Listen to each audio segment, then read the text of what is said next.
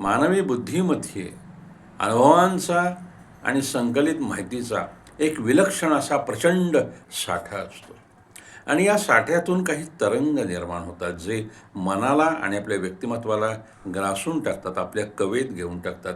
हे तरंग म्हणजेच विचार.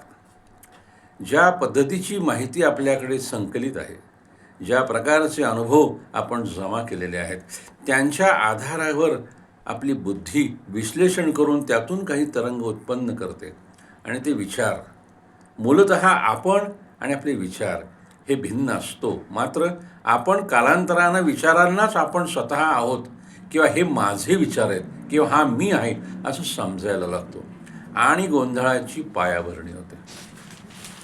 काही वेळेला हे विचार विधायक असतात, काही वेळेला घातक असतात. कारण अनेक प्रकारची माहिती मेंदूमध्ये संकलित होत असते ना.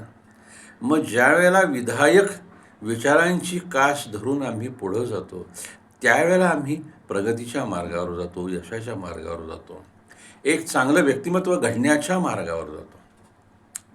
आणि ज्या वेळेला विघातक घातक विचारांच्या आधारानं आम्ही पुढं जायला लागतो, त्यावेळेला कपाळमोक्ष हा आमचा ठरलेलाच आहे. विचारांची आम्ही नीट पारख केली पाहिजे आणि पुढे गेलं